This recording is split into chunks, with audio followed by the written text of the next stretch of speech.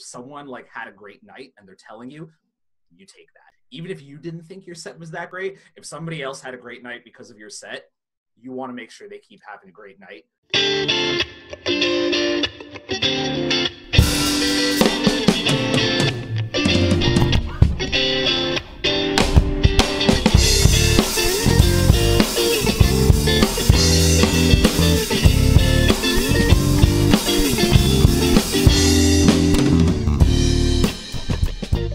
You know what? Forget the interview. Let's just play Gears. I'm super down. That's awesome. So I totally met you. I think it was in White Rose Coffee House. Did you play an open mic there at one point? Yes. Yeah. I played an open mic. I did like a singer-songwriter competition there. That's right. Okay. Yep. Yep. Yeah, I worked there for a little bit. I feel like we may have crossed paths, but we didn't actually meet. Makes sense. Yeah. But I remember your name, and as soon as you came up on my Facebook, it was like, oh, add this person. I was like, oh, I know. I feel like I know him, or I should know him. So, and that's always the first step, is just like making, because like Facebook's weird, where like I just keep scrolling, and I'm like, well, I could add that person, but they don't know me. And then I'm like, then other days I have confidence, and I'm like, screw it, I'll just add them. Dude, I feel that. Facebook is literally shaping society on who you meet. You know, Facebook is telling you who to meet now. It's like you want. Yeah, Facebook and Instagram combined. Yeah, it's changing the world, man. It's shaping. It's too bad that Facebook is, it's not really doing what it's supposed to do. It's supposed to be like just connecting with people. Now it's just all negativity down your feed. So I gotta put my phone away. I mean, it's created, I don't want to say created a monster, because I think there are some good aspects to social media, but there are a lot of things about Facebook that a lot of people just couldn't have predicted. Just like, oh, we turned the internet into a public space. Oh no, we turned the internet into a public space. Yeah, right. Yeah, it's Absolutely. crazy. Yeah, like Facebook is like, it's because they're incentivized, like they make money off controversy. So the goal is to start shit, essentially. So I mean, it's engagement, and controversy is a great way to get engagement out of it. Exactly. So they're incentivized to create controversy. Yeah. So but like Derek was saying, it's like, I think there's two ways you can use it irresponsibly. Social media is a lot like alcohol. If you can drink responsibly, you can social media responsibly. Yeah, I can see that. Do it correctly, for like marketing purposes. But the problem is when somebody posts something on Facebook, you have to be ready for people attacking your post, and a lot of people aren't. They're like, oh, I don't understand why this big fight happened. Well, you should have expected that, because that's what it's turned into. Is like, people are not going to always agree with you. So, and you're going to put that on social media. Yeah, you're gonna get into a lot of digital fights. But digital fights. Some people are like, I didn't expect this, and this is uncalled for. I'm like, you should have known. You said this, and this. So crazy. But crazy. that aside, let's talk about some music that you put out. Derek, you want to kick it off?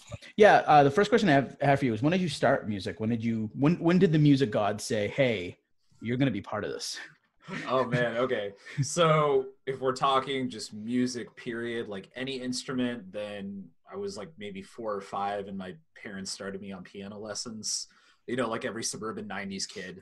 But if we're talking if we're talking guitar, then I would have been about 12, cool. 11 or 12. And then when it came to sort of like writing my own material and singing it, I was probably 20. So it happened in stages, but just anytime I made music with something, I was a band geek all throughout middle school and high school. So I played the clarinet. When I picked that up, made music with it, I was like, oh, this feels good. And then when I got into the guitar and I learned first couple of riffs, or even strumming a couple of chords, I was like, oh, this feels good. And then when I started getting confident enough to sing ugly, I was like, oh, this feels really good. So yeah, it was, I guess early, but what I'm doing now is fairly new. Gotcha. Yeah, it's funny you say that, because I literally started the same way you did. I went from piano to guitar. And because my mother's a piano teacher, so I was used to seeing all the the 90s suburban kids coming over and being like, oh, I'll try playing for Elise or whatever it was. But she wanted me to learn how to read, and I just refused. I wouldn't do it. So I found out the chords of my own, and then when I picked up the guitar, I was like, this is foreign to me. Like the piano seems so easy Yup. to find things. And now like on the guitar, I'm like, oh, I can't play an E flat major 7th on here, but I could in the piano.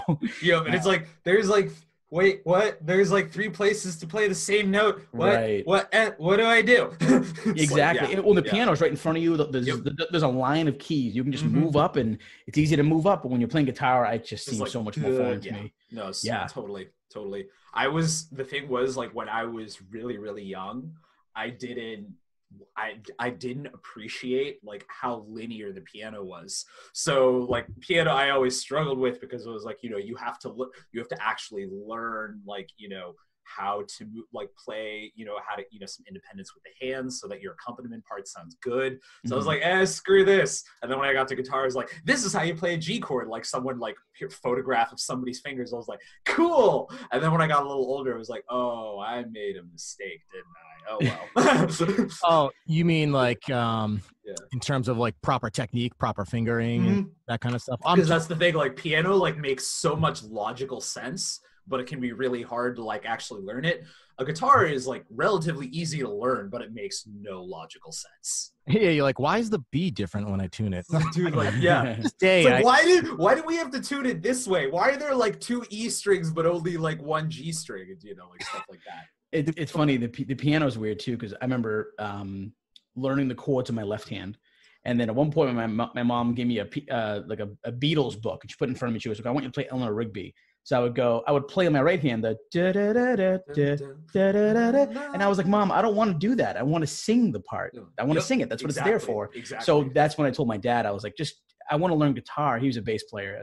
He has a guitar. He has 3 chords. I was like, I want to stand on stage and I want to play guitar and sing. So that's what it ended up becoming. And it actually probably, I don't know if it was the best thing, because now I have no clue how to play any riffs or leads. I'm strictly a chord guy. Hey, dude, it works. There's a lot you can do with a couple of chords on an acoustic guitar. Right, exactly. You can be, you can be everything you need to be. You don't need anybody else. 100%. You go up there with your acoustic. And I remember when I saw you that you had such a full sound, a crispness, a full sound that like I remember, and especially like you have, especially with this EP that you release, All You Do Is Drown. I noticed like you're very much a storyteller, songwriter. And like, when I hear you, it's like you have to stop and listen to it. And listen to the words you say, because some songs you can just jump on the radio and go, oh, that was really catchy. I really like that, that riff and that chorus and the chords. But when I sit down and I go, okay, everything has to be quiet so I can listen to your words. Thanks. And that's really important and really excellent. So I love that about your music. That's so cool. Like a cool distinction. Like it's like a couple ways you can draw someone's attention, either through a flashy chorus or like you were saying, like catchy riff or something like that. But there's a way you can sing like you do. And it's like you just kind of it's like watching a good movie. It's like, whoa, I gotta watch this scene. It's like a good Quentin Tarantino scene. Like you just gotta watch it. Or Bob Dylan, more appropriate. Bob Dylan maybe, or look any type of storyteller. It's just it just grabs you in, and especially like there was one song specifically. I know this is cliche because it's the first song on the EP, but I had to go back and listen to it again. And Springtime, there's a lyric that I love, and you said I had to literally stop it because I wanted to make sure I got it right. You said, "Give me sunshine on a pill." And I really like that. I love songs that paint a picture for you. When I'm writing, I always try to be super ambiguous so that somebody listening will go, "What did he mean by that?" Because that's always the fun of it. You know what I mean? If someone's just straight up with you, it's like, oh, he said this, this, this, and this. But Sunshine on a Pill is so like, it's almost psychedelic in a way. And I thought that was really cool. Well, thanks, man. Yeah, great It's lyric. like, and I'm really glad because that's kind of what I try to do is just like really just like write something that like really grabs people's attention. And I like what you said about, the fact that you can do that with sort of like a really catchy hook or like a flashy chorus, or with a story. And like my whole approach is like, I really like this, like stories are kind of my thing. I like, I kind of just gravitated towards like, stories, people who were storytellers or like movies and books or even just, or even like stand-up comedians, because the way a bit goes, there's a narrative to it, or if there's not a narrative to it, there's certainly like there's still a beginning, a middle, and an end. So I kind of always gravitated towards that, and I think that's why that element comes out the most in my music. or at least I'd like to think that. But yeah, thanks, I appreciate Yeah, that. it was good, and not to be mistaken either. I think your hooks and your catches are also great, not just your lyrics. So, because I mean, when springtime starts, there's beautiful guitar playing. Like, I mean, it catches you immediately. Man. Like, oh, this is really pretty. And then you have these great lyrics on top of it. It's like a win-win situation. Oh, thanks, man. I appreciate Which is great. that. Steve and I are like big. We always did have discussions about how first and foremost we're music guys, and then secondly we're lyric guys. And that's because when I listen to a song, I think everyone feels this way. It has to catch you musically before it catches you lyrically. Yep. But in your case, and we talk about this too, is when you have great lyrics, it's like the cherry on top of the sundae. It's like, oh man, it's just all around great. And that's what your songs are. Like, you have the whole package. Thanks, man. And I was trying to imagine like who your influences were, and I was thinking in it, not like I was thinking like me, like maybe just the first time springtime would be more appropriate to compare this to, but maybe a little bit by like Willie Nelson, but not like how he sounds, but just his technique, his phrasing. Maybe like similar phrasing on how you saying that, just a little bit. And also, I was thinking, I don't know if you're familiar with Ryan Adams, not Brian, Ryan Adams. Oh yeah. No. I got some Ryan Adams vibes from you too, and I'm a huge Ryan Adams fan. 100%. Yeah. I was digging that too. Yeah, I would absolutely, definitely a lot of Ryan Adams. Mm-hmm. Don't listen to his stuff anymore. Okay. Because I was just like, yeah, okay, that's.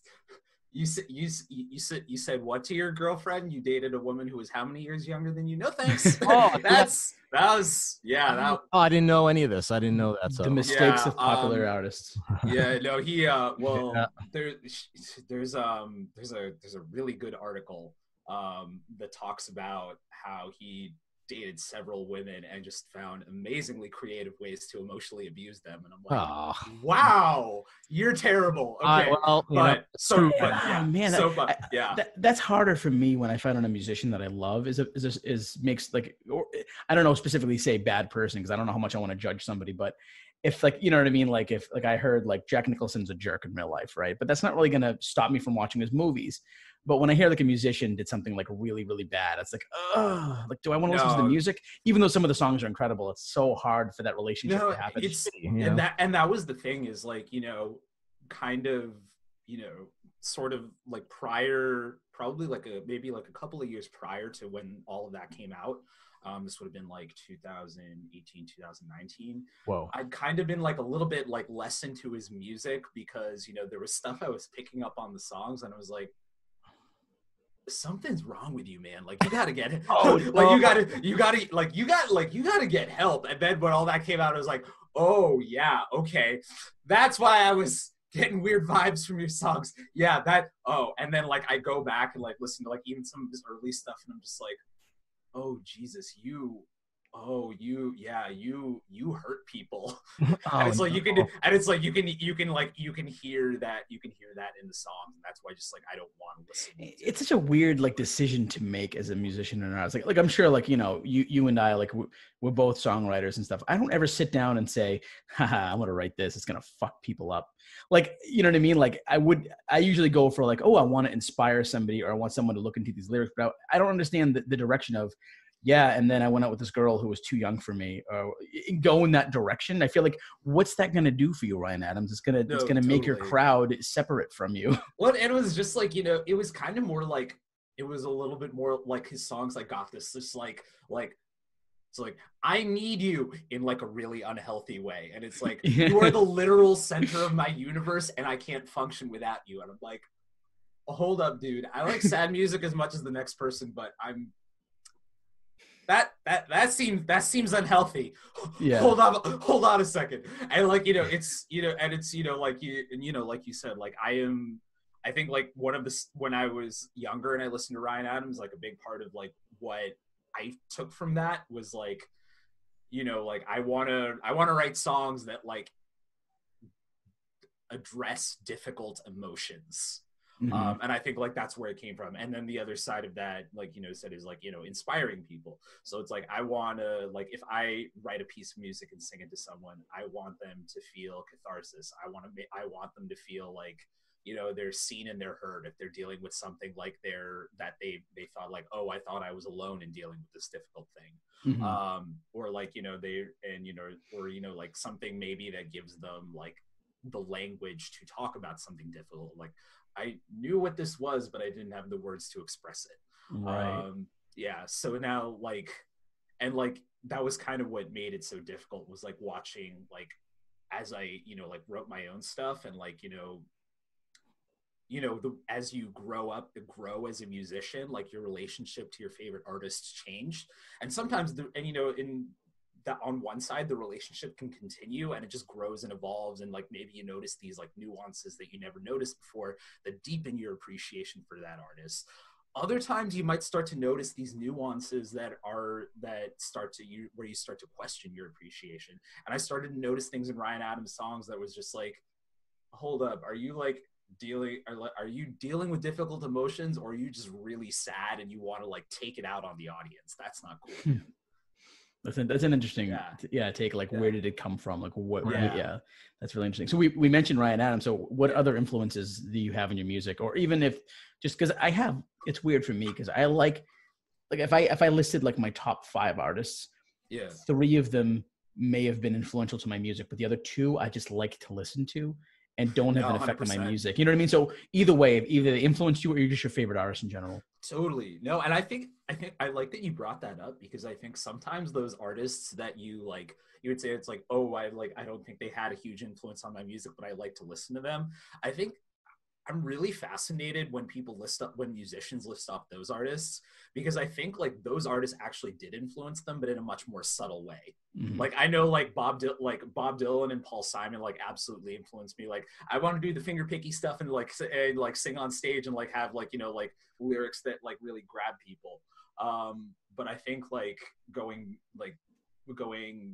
digging back and like some of the stuff I've listened to, like I listened to like a lot of pop punk and like Green Day and Alkaline Trio and stuff that was like really loud but also really emotional. And it was just like, oh, and just like, and like as a as a teenager, it's like, I don't know what I'm feeling right now, but it's definitely something.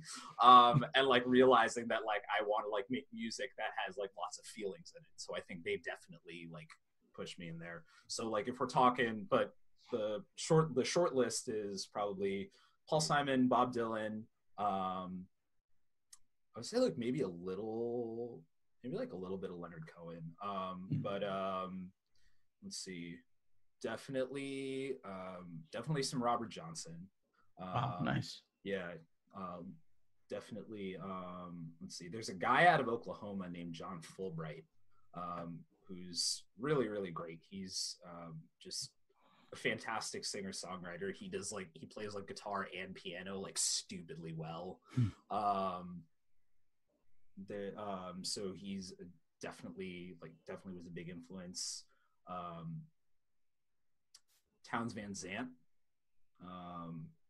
and then I think also definitely the Beatles, because the Beatles were so good at coming up with these like really catchy, really singable hooks, but then they you'd think it's like, oh, I know exactly where this song goes, and then they just throw like a completely unexpected chord in there, like just to make it interesting. And I love that about their music. That hits the nail on the head. I think why the Beatles are so good, or partly why the Beatles are so good, because they have those simple, very catchy melodies over unexpected chord changes, and it's like totally. Yeah, and they balanced giving. They had this like really nice give and take with the audience, where like they would give the audience like something really like something that was so easy to sing along to, and something you'd want to sing along to, but then they throw in a chord like you wouldn't expect, like something that would like challenge you just a little bit and be like, I did, huh? Yeah, it's what both you said, because you both mentioned simple melody. And what's funny about that is, on the surface, you're like, yeah, I could sing to this, I could do this.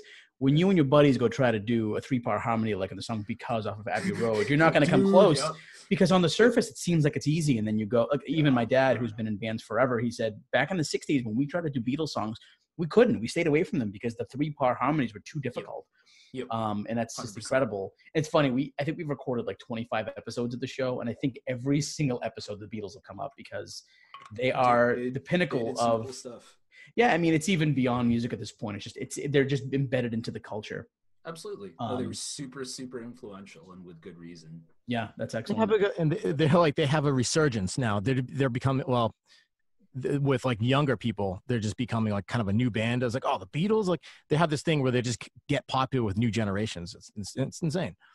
Yeah, Yeah. I mean, the Beatles they probably have the best marketing team of all time. You know what I mean? Like 2009, it was like the Beatles rock band on Xbox 360, and then all these kids were like, "Oh my god, like I never knew these songs," and it's so cool. Yep, 100%. And then I mean, like they did. God, what was that? Like it was like the movie that movie musical that was all Beatles songs. They did Across the Universe was one of them. That was it. Yeah. Across the Universe. I just watched that a couple days ago. Still holds up. Dude, oh my god, the way I don't remember the name of the woman they got to sing Helter Skelter, but she goes at it like completely Janis Joplin, and yeah, I'm like, yeah. Because like so many, well, it's funny because so many characters in that movie, they either look or they're acting like a specific musician in history. Like, somebody's kind of like the Jimi Hendrix, someone's the Janis Joplin, someone's the Kurt Cobain, and it's like I like how that director snuck those in there. It's so good, and it's like the way that they reinterpret the songs while still like like very much staying true to the original spirit, like having All My Loving start with like the really slow intro. That was really nice. And then the like that completely trippy sequence they did for I Want You, She's So Heavy with like the kid getting drafted in the military. So cool. They're holding the statue. She's so heavy. Oh and my I'm just god! Like you just made this. It's like you just made this like super relevant to a bunch of kids who had to grow up and see soldiers going to Iraq and Afghanistan. Yeah, right. That was clever. And then like well done. He walks into the place and then the poster turns. Uncle Sam's like, "I want you," and it's so cool. I forgot about that. Right. Like, yeah. Such a so great. Good. And the soldiers did this like tap dancing thing in unison. Remember that? Like, yeah, they're all. No. That's all insane. Like if you go back and just watch the dancing, the choreography is amazing. I believe it. Such a great movie. But a funny thing about that movie is Mother Superior, jump the gun. What's that song? Yeah. Happiness is a Warm Gun. Happiness is a Warm Gun. I read. Well, Derek, you told me this actually. In the movie, they make it about drugs, like heroin, right? And he shoots the heroin. And he's like, because most people think the song's about heroin, but John, not the case. Well, Lennon said that he like had a gun magazine hanging around, and he on the cover it said "Happiness is a Warm Gun" right on the magazine. And he's like, that sounds pretty cool. And then John ended up having a little bit of a heroin addiction anyway, so people coincided. They thought there was kind of a little bit. Same thing with Lucy in the Sky with Diamonds. Yeah, LSD. It's not. It wasn't about like his kid. His son Julian did a drawing and brought it home, and that's what he got it from. But it's funny because if you ever listen to his interviews, they'll be like, "What do you think about songs like Day Tripper?" He's like, "Oh yeah, that's a drug song." Like he'll just straight up say it. So like he's like, "I'm being serious when I say Lucy in the Sky had nothing to do with drugs. Why do you care so much? I'm already telling you which ones are about drugs." So people just can't handle it. Yeah. I never thought about that being a drug song, Day Tripper. Yeah, Day Trippers. He literally was like, "Yeah, that's a drug song." It makes so much sense now. Of course, she's a day tripper. Of course, Day Tripper's a drug song. Oh my god! Right. So it's Lucy in the Sky Diamonds. That's not a drug song. No, it is not. It's very so I love John's compositions in the '60s, especially because they're like every lyric can be like, dissected. What did he mean by this? And for me, like the song "I Am the Walrus." When I heard that song as a kid, I was like, I'm gonna go write music. I don't care what it takes. I'm gonna write lyrics like that. Dude, I don't care if it makes any sense. Yeah, that freaking song. That freaking song. Yeah, that's it. That freaking song. Yeah.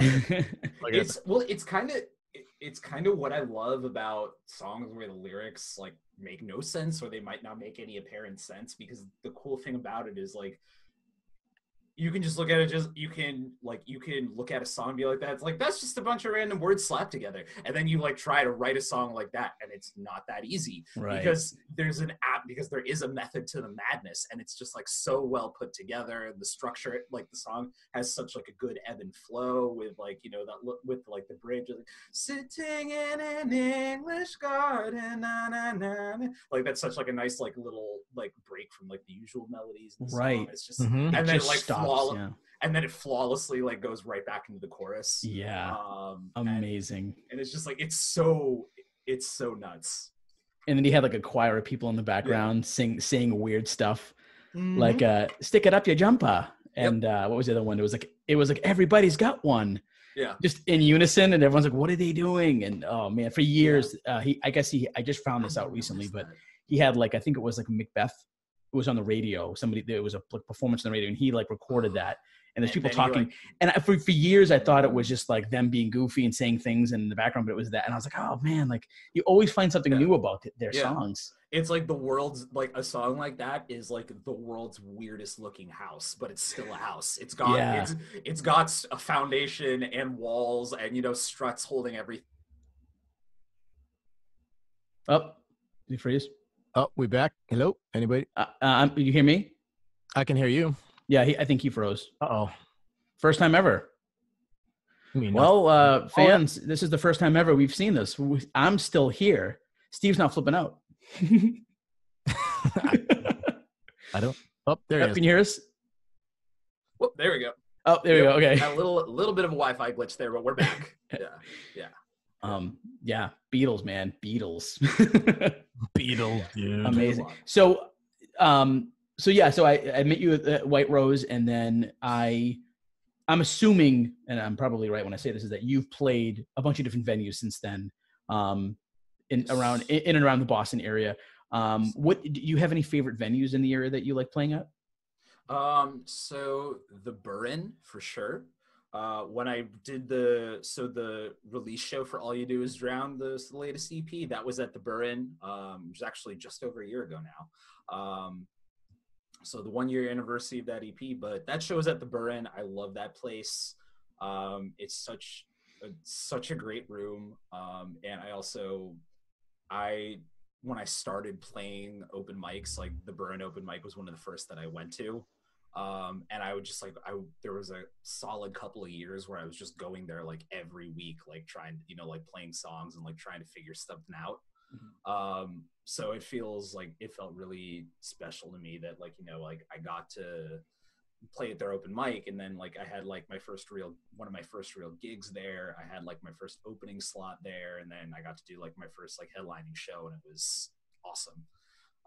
But it's a really well run room. Ever since Tom Bianchi took over the booking, like the musicians they book there are just tight. The fact that they always have like music going on in like the front room and the back room at all times, I love that. So the Burren is definitely one of my absolute favorites. And then a new favorite that I actually just played at for the first time was late last year. I got to play at the Old Sloop Coffee House up in Gloucester. And that is a really, really wonderful spot. You know, it's just like, you know, it's a classic church coffee house, like, you know, all run by volunteers. And everyone there, like, who runs it is really sweet, and they really care about the music. And all the people who like buy tickets, they're so wonderful. And everyone who like goes to those shows, like so many of them go because they, you know, like they know the artists and they want to go, they'll specifically go for the artist.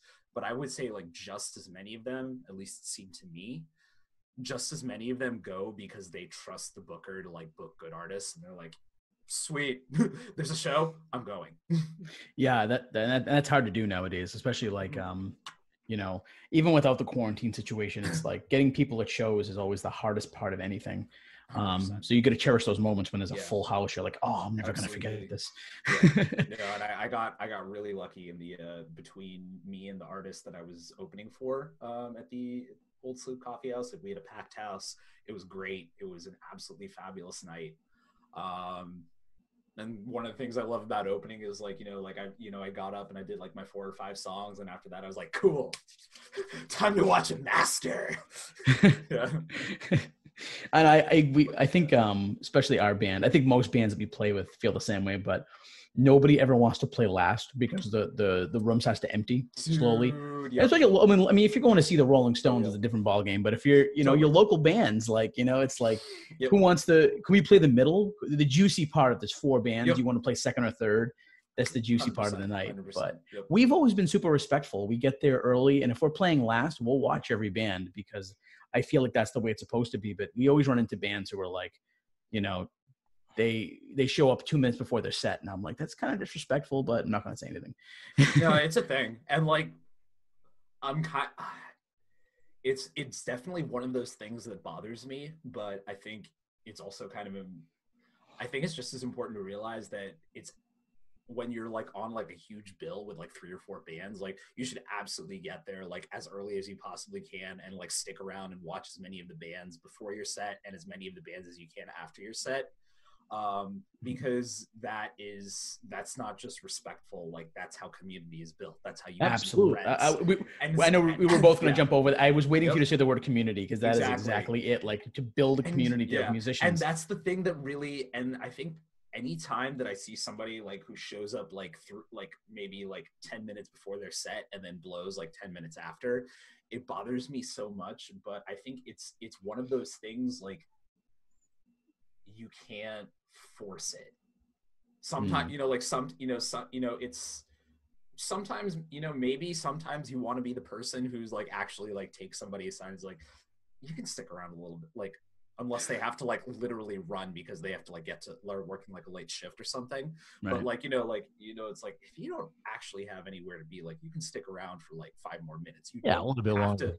Right. You can like a little bit longer. Like you don't have to, like you can go, if you stick around later, if you blow because you want to go drinking, funnily enough, if you stick around later, everybody's going to want to go drinking. So that's like, you're not going to not have friends to go hang out with. Trust me. Right. You can make, but it's like, you can't force community and you can't force respect. It's just one of those things. I think those people will present themselves naturally. Like you're going to get the cool people and you're going to get the people that dip, whatever, you know, but then you end up meeting those cool people and then you like, hey, well, maybe we could do another show in the future. And then 100%. And this 100%. Is just another and the same people, and the same people with the people who come out to watch, like the people, like sometimes, some people will be like, they'll dip like right after the band they came to see plays. But which is just like, oh man, like I get it. But, I hate that. But like sometimes you'll get the fans who stick around for at least like one whole band after, and then they're like, shit, I really wish I could stay longer, but I gotta work tomorrow.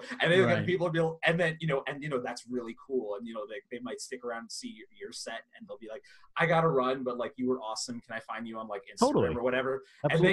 And then even better, like you get the unicorns who are just like, frig, I have to work early tomorrow, but screw it, I'm sticking around the whole night. You're just it's like 2, awesome. maybe 2 of those people. Yeah. And there's, like maybe like in like, exactly. Like in a room full of like 20 people, maybe only like 2 of them or 1 of them will do it.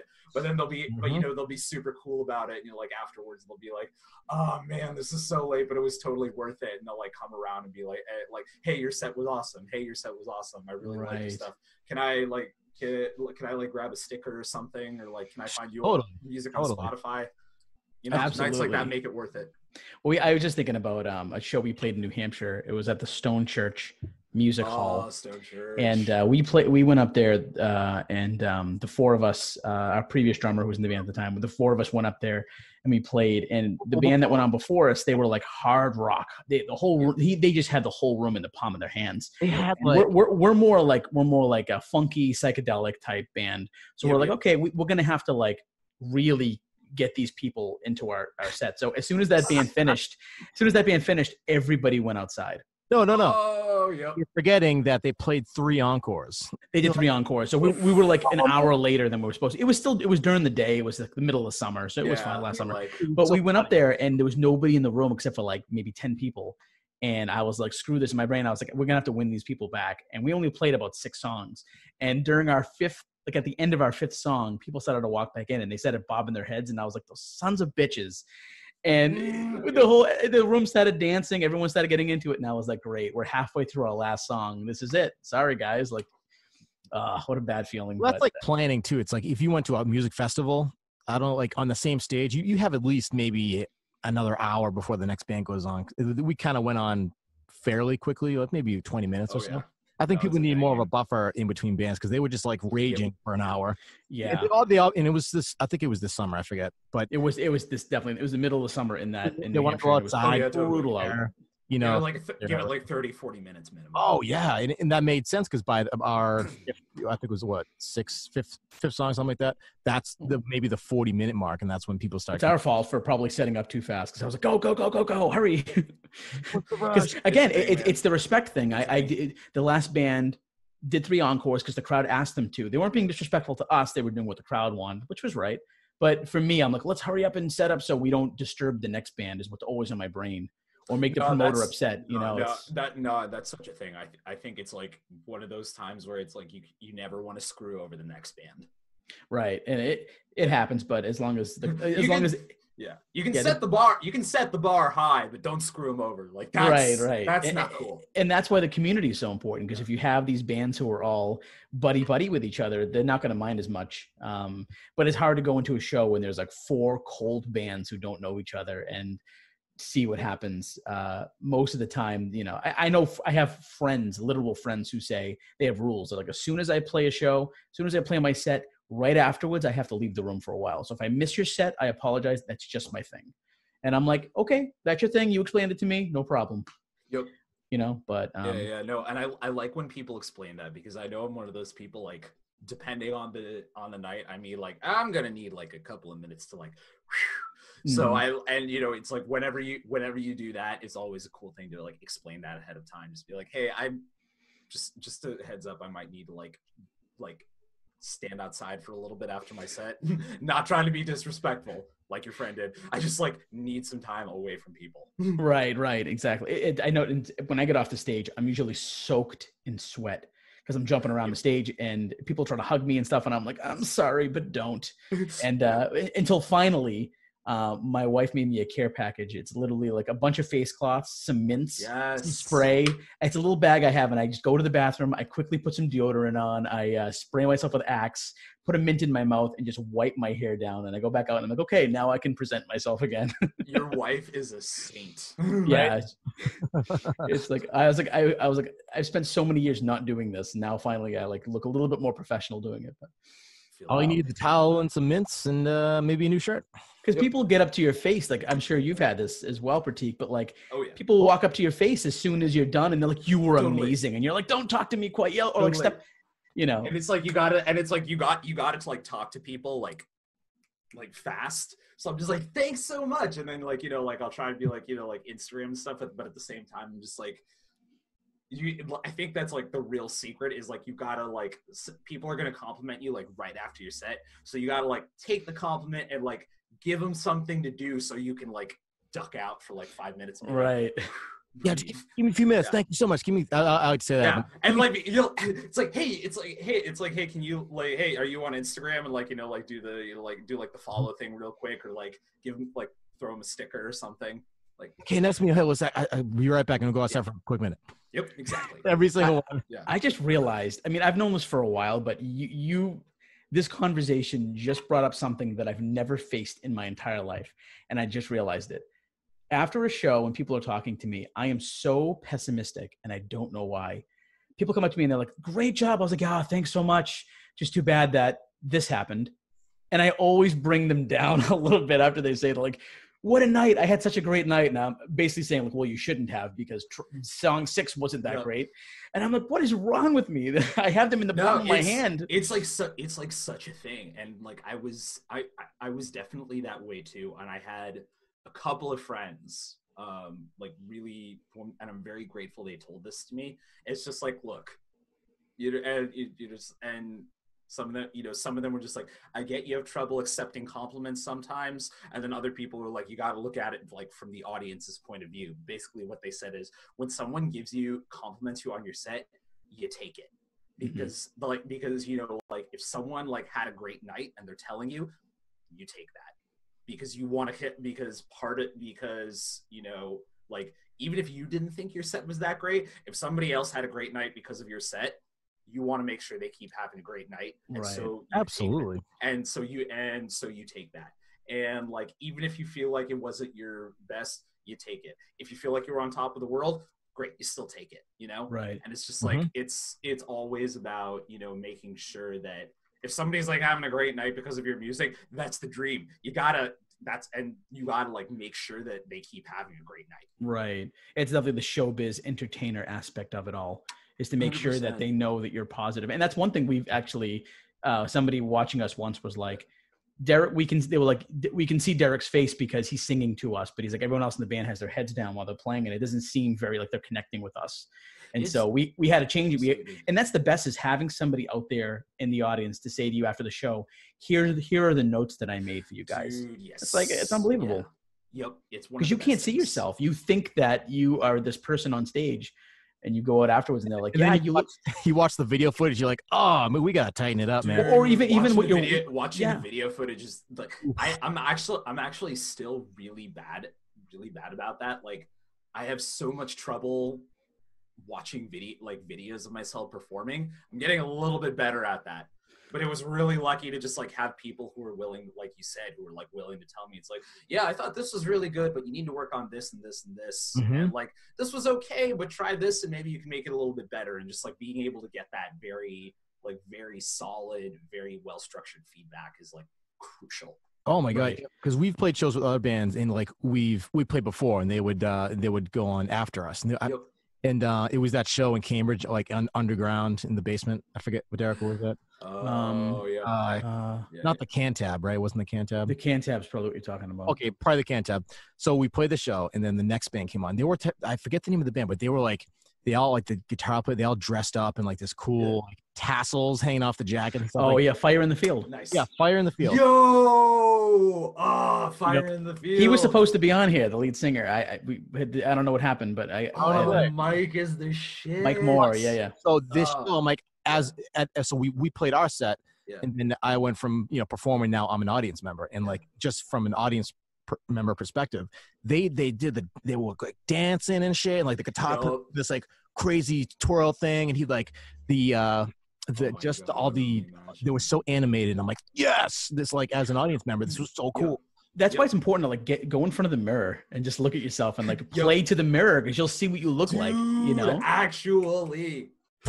If you think of the contrast, because sometimes we in the early days we would play shows like this, like in our heads we're like we're crushing it, but really we're just in our own world. We're just like I'm gonna do this. Yep, exactly. Make eye contact with anyone. Maybe I'll like look up a little bit. My playing speaks for itself. I'm just like, yeah. But everyone there is like, I wish I could see Steve's face for 2 seconds. Is he all right? Oh, that makes sense. Like now I understand why. Like also like I'll be in the car with my wife afterwards. We'll be driving home, and I'm like, so how was it? She's like, well, because I know you and the band so well, I knew that you forgot the lyric to this song. But she's like, nobody else noticed, obviously, but I know. And then she would say like, listen, I think we should do something about your wardrobe too. And I'm like, this is why you're here, because I would have worn the same button-up shirt every day for the rest of my life. So thank you. Yep. Outside perspective isn't so invaluable, and the people who are like willing to give you that outside perspective, especially without expecting anything in return, like those are the best people. Right. Exactly. Amazing. Yeah. I have 2 questions that I always ask everyone on here, and I get really excited about these. And so I know you'll probably change your mind tomorrow and the next day, but I'm talking like in the moment. If you could open for any artist in the history of music, one show, you are the opener, and then this artist / band plays right after you, and that's the night, who do you think it'd be? Oh, Jesus.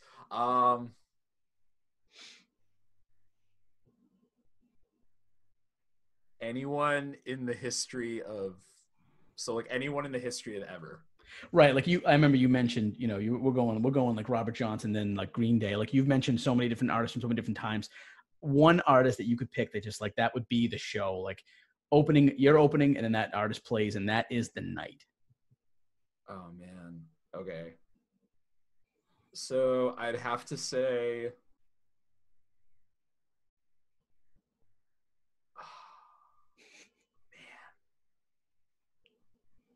You're going to hate the next question then. Okay. I'm going to say it would have to be Joni Mitchell. Whoa, yeah. We love Joni Mitchell. Oh, dude, it's my like God. if we're going any history, like any artist in the history of ever, like aim high, She is a goddess, man. Oh my God. Jeez. So freaking good. So freaking good. Oh man, Wow. she's incredible. I remember the first one I ever heard from her, I think was Chelsea Morning was the first one I've ever heard. And right off the bat, she just grabbed me by the throat. Just Oh everything. man, The she's guitar playing excellent. hilarious. Yeah, That she's actually might be my favorite answer out of any episode we've done. Joni Mitchell, she is just unbelievable. yeah, Wow. yeah, What a show that would be. Oh, I know. That would be crazy. yeah. All right. So this question, it That was doesn't a- have to. It doesn't have to be music related. It could be anybody in history. Yeah. But if you could have dinner with 3 people in history, The living or classic. dead, people you know, people you don't know, it could be anybody. Just what you think would be the coolest dinner with you and these 3 other people. Oh, geez. Okay. I guess.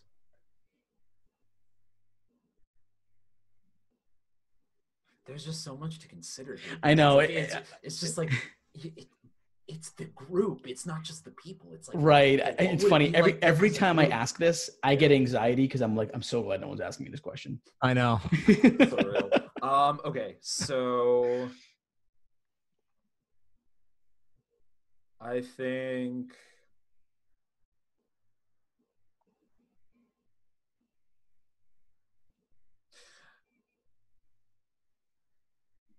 my grandfather on my dad's side, because he died like way before I was born, when my dad was pretty young actually. So I never had the chance to meet him. I think so, just for the sake of having to, like being able to meet him and, sort of like seeing like where my dad came from and where I came from in a little bit, definitely him. Good answer. Yeah. So, and then, oh geez.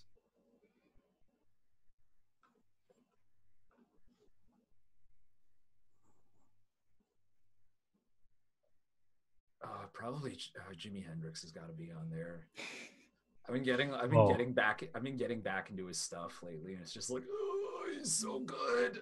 He's so good, and he's Yeah, so nuts, and he's so good.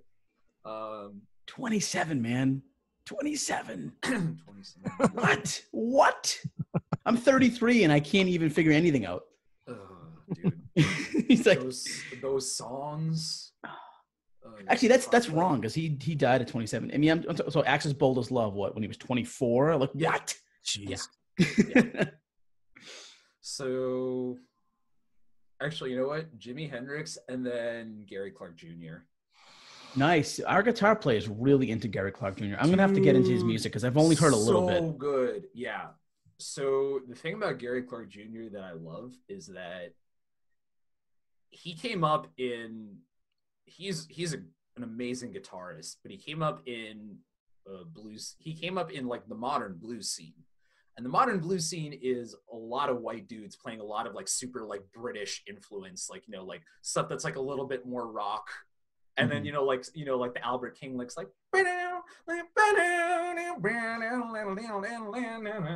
that kind of stuff. And the thing about his music is like, okay, like firstly, he does like fuzzy, like Hendrixy, like psychedelic stuff, like nobody's business. Mm-hmm. So he can absolutely do that. But as he got bigger and bigger, his music like really started to incorporate like more influences from like hip hop and neo soul. And basically, if you listen to like the stuff that he's put out now, it's like a mishmash of all this music from like specifically like black music from like all these different decades. And you can hear like a little bit, you can hear like these beats. It's like, oh, that could be like this could totally be like, some like deep, like maybe some like deep synth stuff that could be like, somebody could like use that, would like pitch that beat to Kendrick Lamar, but then he's doing like noodly guitar stuff over it. Or like, some of there are these like beats that are, it's like man, that drum playing sounds like it was like something like from a recording from like the 50s. Or like, like the like nasty ass slide guitar that sounds like like a recording from like the 40s, or like fuzzy guitar that sounds like it's the 70s. So his music is just, it goes all over the place, and it makes total sense. And it just like, his music is like a celebration of all these different musicians. That's cool. It might be how you explained it reminded me of like a chef who's like experimenting in the kitchen. Like, you know what? I wouldn't normally put paprika in this, but I'm gonna take a shot and see what happens. Gary Clark Jr. is like Gary Clark Jr. like is the musician version of the chef who will throw like the entire spice cabinet in there, and it works. It's awesome. There's like all this different stuff that's doing all these different things, and there's like it's so complicated, like how everything's meshing together. But then the great thing about it is like it's all like really awesome, great, like really catchy songs with like great hooks and great lyrics and great guitar playing. And he's like, his guitar playing alone makes him insane, but like the way his albums are just a total experience. So like I love his music. I geek out over him every chance I get, and he's like so good. That's awesome. Yeah, that's my Gary Clark Jr. rant. For a while, I've been trying to get into him, and now the way you explained him, he just moved up on my list as like I have to listen to him on Spotify immediately. Yeah, like so good. That's awesome, dude. Hey man, thanks so much for chatting with us, dude. I know like with everything going on right now, it's crazy, but like moments like this when I get to like meet somebody and talk to them, and like it's the coolest feeling now that we got to know you and everything, and you're so freaking talented. I can't wait to see what you put out next. Oh, thanks, man. Definitely a big fan, man. I got a live album coming out on June 26th. Not sure when this episode is coming out, but June 26th, that's going to be I'm releasing a live album that I recorded last December. So that's actually going to be my first live album, and also just like my first full-length thing, period. So I'm really excited about that. Awesome. We can make this episode on the 26th to coincide with that if you want, or we can do a different day. Yeah, whenever you want. I'd be down. Even like a week, like well, actually a week before would be like it's coming out too soon, but like yeah. Well, what we can do when we post it, we can make that the headline, like new album coming out, local artist. Yeah. Out. We could do like. Do y'all have like a specific day you usually do? Or not really. We just kind of whenever we get around to it, but we're trying to make them. We just had like a 2-week period. We didn't release anything because we released a single and a music video. Gotcha. But now we're doing this again. So yeah, we're pretty caught up. So yeah. If you can do like I think the Wednesday before, I think that's going to be Is that next Wednesday? Yeah, I think that would be next Wednesday, 24th. 24th. Yeah, and your album comes on the 26th. Yeah. You got it. Cool. Yeah. And so Derek will post it. If you want it, you can share it too. We'll post it. Let Derek know of any links you want us to post in it too. Yes, I'll put everything in there. Yep. I got pre-order links and everything. Yeah. Yeah. Give us all those. We'll plug your stuff. And we'll put it in the description. Yeah, absolutely, man. Yeah. And thank you again for coming on the show, dude. It was really nice meeting you. This was fun. And we always tell our guests, let's do it again. Oh, even after your single comes out, if you want to do it, maybe like another month or two, check back in. Yeah. Yeah. Absolutely. And Derek, like you said, this was really fun. I'm so glad to have met you both. And like just had like a conversation like where we can just geek out about stuff we like. And we could probably do this for 3 hours straight. My only problem was I want people to watch this. So that's real. Yeah. So we have to like watch ourselves. Like, okay, if we don't check ourselves, we'll be here till 11. We were literally like, let's try to do 30 minutes tonight. And then I'm like, well, when we meet the person, we know it's not going to go 30. Like immediately, I can go 2.5, 3 with you. So. Every episode. All right, let's try to keep it 30. Yeah, it's never 30. It's all way more than. That's what editing's for. That's true. That's true. I know. Sure. But it was seriously, yeah. Thanks again, dude. And like I said, shoot him some links, and we'll aim for releasing this on next Wednesday, the 24th. Yes. And right before your new release, which we're excited to hear about. It's a single. It's a single, right? Not an album. It is a live album. So yeah. Okay. Ooh, that's really cool. That's gonna be sweet. 14 tracks recorded. 14 tracks, all me playing solo in front of a live studio audience. It's awesome. Where did you record that? Q Division Studios in Somerville. Oh, okay. I've heard this is like the 5th time I've heard Q Division. I'm gonna look them up. Yeah, they are so good. The people who work there are really awesome. I got to be friends with one of the engineers who works there, Colin. So he's the guy who engineered that whole live record, like a champ. The people who work there are awesome. The gear there is nuts. Whoa. Like they're like it's it's a really small studio like in the grand scheme of things, but there's like you walk in and you still like see like a rack of vintage amps and it's like oh yeah. What is it? A rack? What was it? A rack of what? Of like these awesome vintage amps. Oh wow. Yeah. And then like there's like a little closet where they keep like all these like a bunch of vintage guitars and I'm like Like that's 50 Hold on a second. Telecaster. Sounds like a candy store. It's totally. It's absolutely a candy store for musicians, and it's run by the best people. So like, highly recommend. I definitely gotta check it out. I'm so excited. I'm excited to hear your live album, man. This is gonna be awesome. Definitely. Yeah, that's gonna be sweet. All right, thank you. Great, man. Yeah, thanks again, dude. Let's do it again in the maybe like I said another month or two. And yeah, man, thanks again. Appreciate it. Of course. Have a Take good care, one. man. Too. Bye. See ya. My mouse is frozen. That's not good. There it is. There we go. Bam. Oh, still frozen. Still frozen. Is it frozen? No. What, me? I'm not frozen. No, my screen is Oh, there it is. I can't. Like my mouse is broken. It's not working. Are we still recording? Are you still recording? Yeah, I can't stop the video. My mouse. This is gonna go on forever. I can't stop the video unless. Hold on. Are you kidding me? Oh my god, she's the worst. Oh man, we're still recording. My mom. She's like, yeah, I'll come by this week and bring your keyboard because she has my expensive keyboard. On our way. Thanks for giving me a heads up at 8:30 at night. She's coming right now. She just wrote on our way. She Right lives in now? Sandwich, Mass. It's like an hour and a half away. I don't know what that means. Is she 2 minutes away? Is she an hour and a half away? Oh, But do I have to go outside and greet her? Does she have to come in? man. Do I have to get a mask for her? Like, this is my anxiety level just went skyrocket. All right. it's 8:30. Well, I'm gonna peace, but thanks All right, again. man. This was fucking awesome. Yeah, dude. Yeah, We'll do it take again care. for sure. Thanks so much, man. Take care. Absolutely. Yeah. Peace.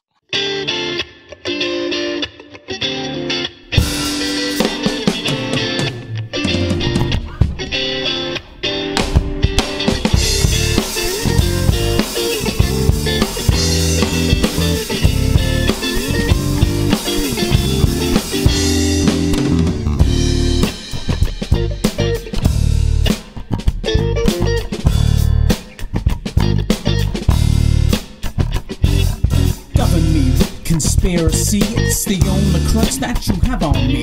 The hog in the house with all his rats. We bite our thumbs and never tip our hats.